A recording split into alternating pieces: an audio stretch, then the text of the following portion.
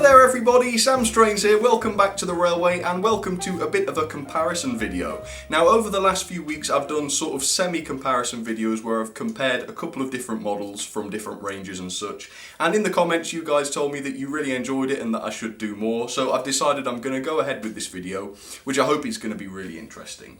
Anyway, basically I'm going to be comparing this, the Hornby Railways P2 with TTS sound, with the railroad version, which is here. There it is. Now there's a couple of reasons why I wanted to do this, and I thought I'd better explain because some people might be like, why on earth does he want to do this? Why does he want to compare these two? There's quite a few reasons why I think this is going to make an interesting video. The first reason is that this is the only locomotive I can think of in model times where the railroad and railways versions are actually the same tooling. They're actually the same model, just with some subtle differences, which of course begs the question, what's the difference between them and is it worth the price difference? Obviously there are other models which appear in both ranges. The Flying Scotsman, for example, the A3 appears in the railways and railroad range, but obviously they are different toolings. The super detailed model is a different tooling to the railroad version, and that's the same with the likes of the Black 5. Of course the Black 5 is now in the railroad range, but once again that's a much older tooling. But no, the P2s are actually the same. They are the same tooling in the different ranges.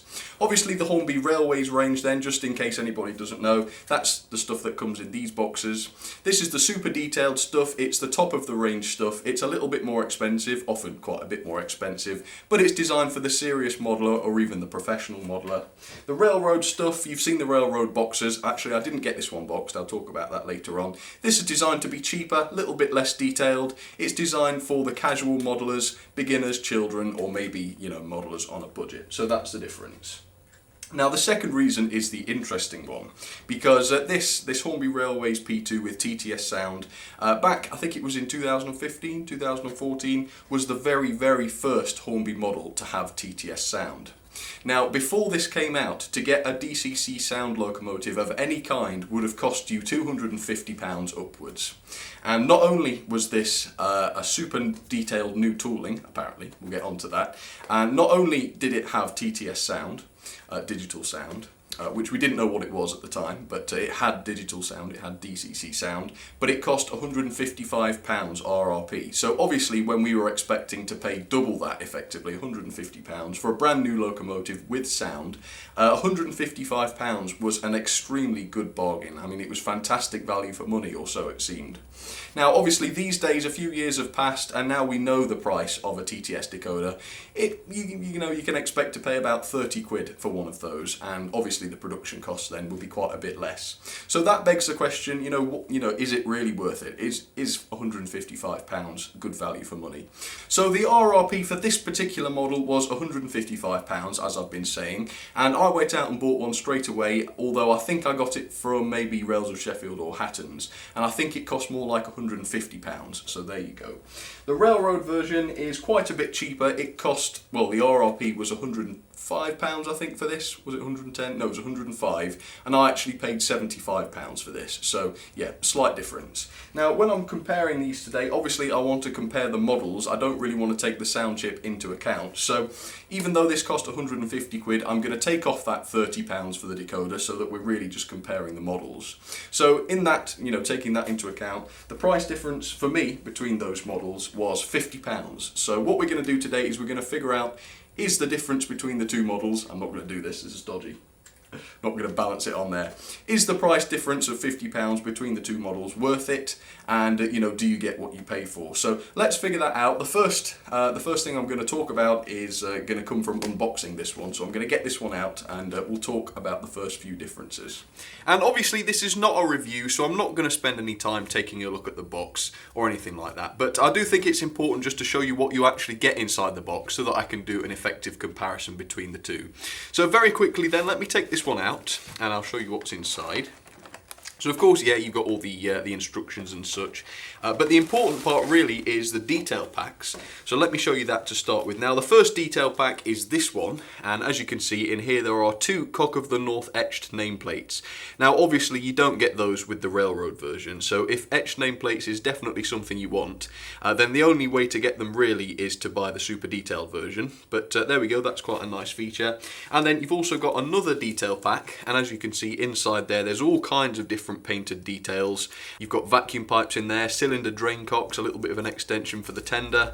Now the railroad version also comes with a detail pack, and obviously it's not as extensive as this, but it's also not as basic as the railroad detail packs usually are. Normally you just get a couple of vacuum pipes and that's it, but you also do get the cylinder drain cocks, and yes, they're not painted. Actually the ones that come with the railroad version are just in black plastic, but it's quite nice that they send those out with them too, and of course if you wanted to paint them up you could do, but yeah, that's fair enough. So the other difference to talk about, oops, sorry about the noise, is something we can see by just taking a look at the loco. Now you might have noticed that when I was holding up the railroad version earlier on, it didn't have the tender attached, the tender was disconnected. But as you can see with this one, the tender is permanently coupled to the locomotive, and you've also got a wire here going between the two. And yes, you also have the tender pickups. And if I just grab the railroad version, here we go, well I'll just grab the tender. As you can see by the tender, no pickups on there. So obviously that is a little bit of a downside, but what does that really mean? Well, to be honest with you, as you can see, this is a 282 locomotive, so it's got quite a few pickups on the loco itself. I mean, that's 4 pickups going to each rail.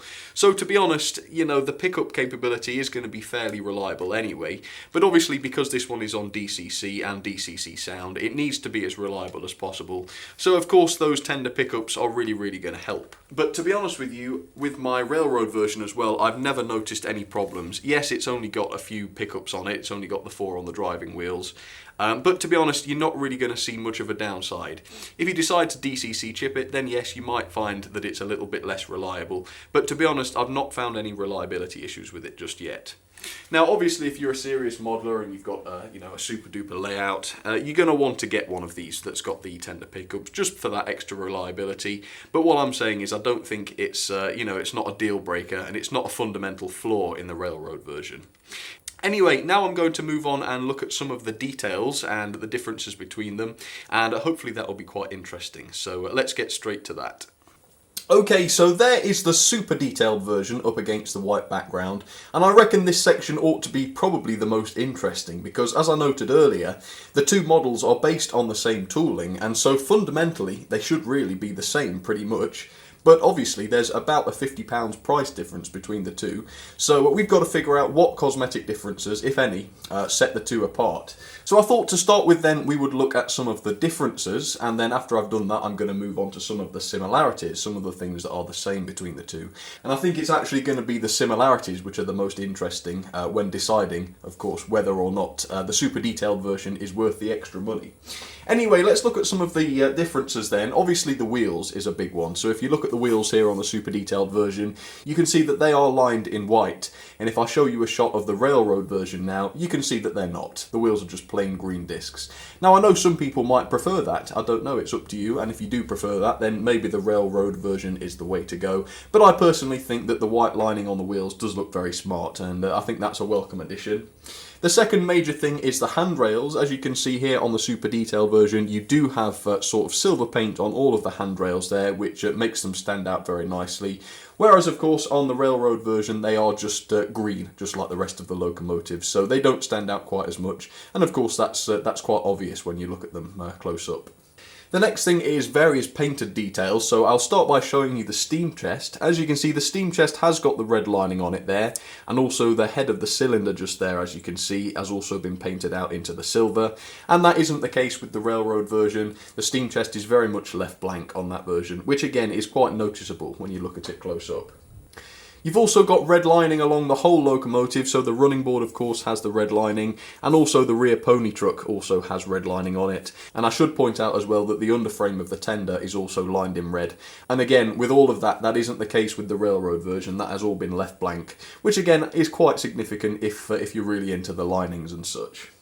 There's also quite a bit of difference in the painted detail as well. As you can see, this device here on the side, not absolutely sure what that is. It looks a bit like a Westinghouse pump, but I'm not absolutely sure.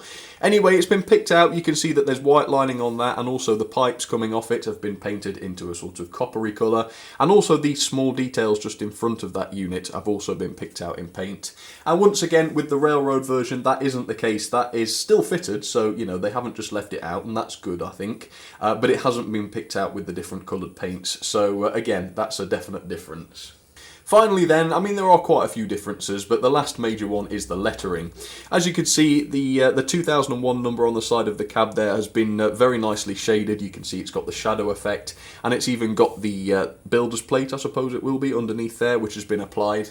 That looks very different on the railroad version. As you can see, the lettering is much more plain on the railroad version, and it doesn't look quite as realistic, but again, it's not a fundamental thing, but certainly when you look at the two side by side, that is very apparent. Okay, let's look at some of the similarities then. Now, if we look at the railroad valve gear, you can see that it is a little bit plasticky looking. Really, that should be made of metal and it should all move when the loco runs. But instead, you've got this sort of static plastic assembly, which really looks a little bit cheap and nasty. And quite shockingly, on the super detailed, super expensive Hornby Railways version, you've also got that same plastic assembly, which to me really doesn't look all that good. I don't know why they've done that, but yes, it looks pretty weird, that does. And it is on both versions, so there's no avoiding it, that's certainly true. Also, on this super detailed version, you've got quite a few separately fitted parts. So you've got the whistle here just in front of the chimney, and then set into the roof of the cab, you've also got those metal safety valves, which is a nice touch. And quite impressively, the railroad version also has those details, as you can see. And I think that's quite a nice thing for them to include. Yeah, really quite nice details those are. Also the buffers, if you take a look at the buffers here on the railroad version, you can see that they are made of metal, which is a really nice touch, but unfortunately they're not sprung. Let me just demonstrate that. Yeah, they're not sprung. Now if we take a look at the super detailed version, you can see that for some reason, really quite strange, the buffers are not made of metal. They're made of plastic, which looks a lot less realistic in my opinion, and just like the railroad version, they are not sprung either. So bizarrely, there is a bit of a downgrade there. That's one detail where the railroad version actually does better than the super detailed version. Bizarre. I'm not sure why they did that at all. That's very strange. Okay, let's take a look at the smoke box door then. So as you can see on the railroad version, it's been picked out very nicely in silver paint, and you can see that also the smoke box dart has been picked out, but it is just moulded to the smoke box. It isn't a separately fitted piece. And similarly, on the super detailed version, the smoke box door is exactly the same, and once again, you don't have the dart separately fitted. That is just a moulded piece. And normally with these super detailed and also expensive locomotives, you get those separately fitted, and that isn't the case with this one. Let's take a look at the cab area then. As you can see with the super detailed one, you have glazed windows which have the lining around it, and in comparison the railroad version also has glazed windows, which again is a very nice touch for what is a much cheaper model, but obviously it doesn't have the lining, I should point out. Something that the railroad version does have though is these little flaps which are on the back of the cab there. Not exactly sure what the name of those are, but they are separately fitted, and in comparison the super detailed version does not have those fitted, which is very strange. Now it did come with them, they were in the detail pack, but if you want them fitted to your super detailed version you've got to do it yourself, whereas for some reason, I'm not sure why, the railroad version has them pre-fitted. So that's quite nice, because I personally don't like having to fit those, I find them quite fiddly. So yeah, quite pleased not to have to fit that. Now if we look inside the cab of the railroad version, as to be expected, there isn't any painted detail in there, and I think that's fair enough because pretty much none of the railroad models have a painted cab, except for the schools class, interestingly enough, which did have it painted. And quite shockingly, the super detailed version also has no painted detail inside the cab. And I think, again, for a model that cost over £150, that is quite a serious flaw, isn't it, not to have a painted cab? That is a real shame. And I was really expecting that to be a difference between the two, but no it isn't. So as you can see, yes, quite a few differences between the two. Obviously this super detailed version has got more detail on it, as you'd expect, but is it enough to warrant the price difference? Well, I'll leave that up to you guys, and I'll give you my conclusion later on. But let's go and talk about performance then, and see what the differences are when we get them down onto the track. Okay, so there they are then, side by side on the track, and before I show you how they run, I've got to sort of explain something on the performance. Now, when my railroad version came, that's the lesser detailed one, it ran absolutely fantastically, as expected, you know, as it was supposed to. But you may remember when I first got my TTS version, the super detailed version, it ran really, really horribly. At slow speeds it was jerky, and at high speeds it was very, very noisy, and not all that powerful actually. And I'm not the only YouTuber actually to have a problem with the motors fitted into the TTS P2. Mike's Movies had one as well, and he had to change the motor because it was no good, it didn't run properly. And also Barry Davis, the motor gave up on his as well, and he had to replace it. And actually Barry Davis opened his locomotive up, and he opened the motor up, and he found that it was actually just a 3-pole motor inside. And of course the standard for super detailed models is 5-pole motors. And here's the motor that came with mine, and as you can see I've put a little bit of pen on the flywheel there, and as you can see it moves around in like clicks, it goes around in segments. So if we count, so there it is in front of you now, watch that black bit of pen, it goes around in 1, 2, 3, 4, 5, 6 segments, which suggests that this is a 3-pole motor. And I think it would go around in 10 segments if it was a 5-pole motor. Not absolutely sure, but yes, they really shouldn't have been fitting 3-pole motors into such expensive locomotives, but they did. So what I actually had to do was I had to buy a chassis of a Hornby Tornado, which did have a fitting 5-pole motor, and I took that out and put it in. Now that cost me about 40 quid, and that was okay for me because, you know, I could have used I did use the screws, the couplings, the pickups. I used all those parts, so it was actually quite good for me. But other than that, you know, if you just want the motor, that's quite a lot to spend, and Hornby don't produce these just to buy on their own. Anyway, let's get them running now then, and I'll show you what they run like. Okay, so obviously now that the TTS version has got its 5-pole motor, the two mechanisms should be pretty much identical, but I will just show you them running slowly anyway.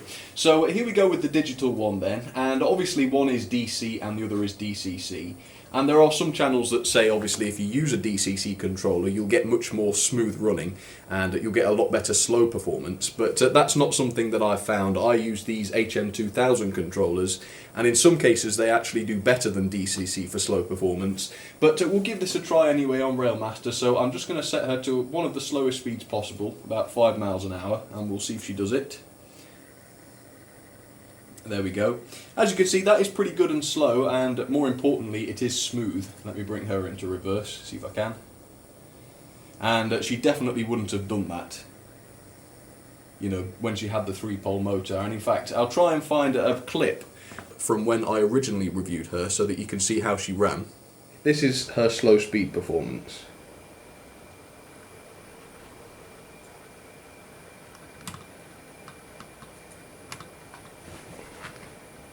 And let me bring her back. Come on, back you come, girl.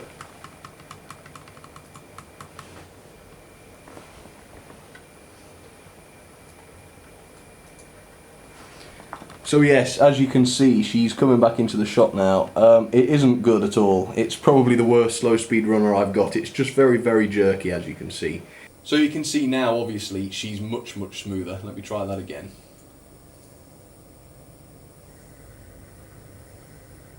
Yeah, as you can see, just smooth. Okay, let's do the same test then with the railroad version, which is on DC. And in fact, I bet you any money I can get her to go even smoother on DC. So let me just ease the power up then, and I'll show you how she goes. And as I say, I think these came with a 5-pole motor as standard. Just easing her up now on the controller. And as you can see, yeah, she does just as nice a job at slow speeds. Let's try it in reverse. But obviously you will get a slight decrease in reliability, especially over points and things, because she has got 4 less pickups. Obviously she doesn't have the tender pickups, which is a downside, you know, it is a downside, but as you can tell she seems to run very nicely nonetheless. Okay, I'm going to get some suitable coaches then. Obviously they are basically the same, so they'll pull the same, but I just thought it would be nice to show you them running. So let's get to that then, and I'll be back in just a second. Okay, so there they are then, side by side, and to be honest with you, when you see them side by side like this from a distance, there's not a huge difference, is there? I mean, I would say that they're both beautiful, beautiful locomotives. And so I'm not going to categorically sit here and say that one is better than the other, because it will absolutely depend on what kind of modeler you are. I mean, is value for money the most important thing to you personally? Do you care more about detail? Do you care more about performance? The answers to those questions will change your opinions massively, I imagine, on these locos. But I will include a poll so that you can decide, you can vote which one you prefer and which one you would buy, or which one you have bought, if you have bought one. So yeah, that'll be interesting, and of course I'll give you my conclusion about that on the end. My personal conclusion, that is, at the end. But obviously different people's opinions will differ. Anyway, I've split my L&ER teak coaches into two smaller rakes, so you can see them at the back there, 4 each, and I'm going to reverse both locos up towards them and see if they'll couple okay. So I'm going to start Cock of the North, that doesn't really explain which one I mean. The DCC one I'm going to start first, and I'm also going to get the DC version going. Hopefully they'll both couple okay without a problem. And then I'm going to try and get them to run side by side, which I think should be cool. Right, let's stop the digital one as well. Okay, I don't know if they're both coupled. I better test that, hadn't I? Okay, so the DC version has the digital one. Yep, it has. Okay, what I'm going to do then, let's pull them up close to each other.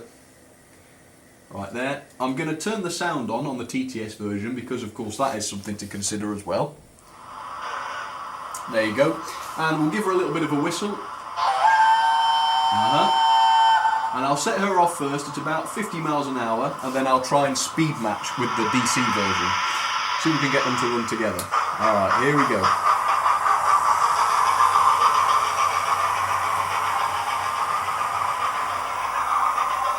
And there they are then, running at pretty much the same speed.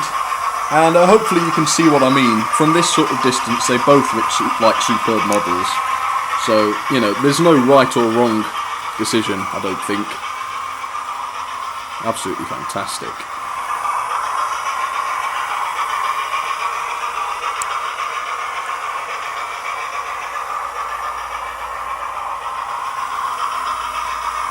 Now the DC version just pulling out into the front, so I might slow her down a little bit. Ooh, they look great together though, don't they?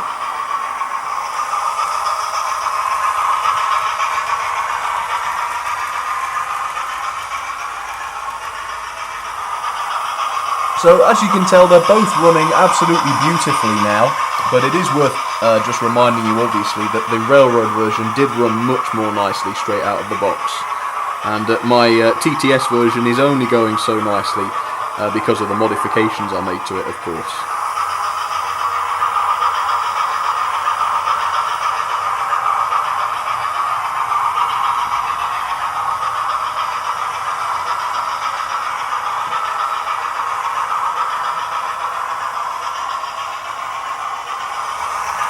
Okay, so I think I'm going to bring these lovely locos to a stop, and I'll give you my final thoughts on these in conclusion.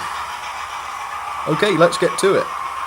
So as is quite obvious then, both locomotives are good, and I can't categorically say which one is better than the other, but obviously both of them have their pros, and obviously both of them have their cons as well, and so which one you go for will probably depend on what kind of model you are. If you go for the railroad version, I think that one is definitely better value for money. True, the detail isn't absolutely fantastic, but to be fair, it has more detail than most railroad models do. Straight out of the box, that one ran the best as well, thanks to its 5-pole motor, and true, it doesn't have the tender pickups, but to be honest, it doesn't seem to affect it that much. If you're going to run just on DC, I would suggest that that might even be the best option. If you wanted to chip the railroad version, you can do. It does have a DCC socket in the loco, but of course you won't be benefiting from any tender pickups with that version. Now obviously the super detailed TTS version does have more detail on it. I wouldn't say that the detail is what you'd expect from a top of the range Hornby Railways locomotive, but it has to be said that there is more detail on that particular version. Out of the box it didn't run as well despite being more reliable with its tender pickups, but if you're willing to put in the extra cash and get a decent motor, if you can find one that is, because they're not that easy to get, but if you can find one then I think that becomes the better locomotive. But obviously it isn't the best in terms of value for money because it's £80 more expensive, and also if the DCC sound chip is something you're going to make use of, then that also makes it a good option. So as I say, they're both excellent locomotives. I think one is definitely better in terms of value than the other, but in terms of what is actually better once you've got both of them in your hands, well, that's up to you. So let me know what you think in the comments. If you've got any thoughts on this subject at all, I'd be very glad to hear them. That's my opinion, and that's all it is, so if you've got a different opinion, that's absolutely fine. But for now, I think that's all I've got to say, so thank you all very much for watching. If you'd like to check out my Facebook or Twitter pages, you know where they are, the links are down below. And yeah, I think that's all I've got to say, so thank you all for watching. I hope you enjoyed that, and if you'd like me to do more videos along these lines in the future, just let me know and I can do. Alright, cheers everybody, thanks for watching.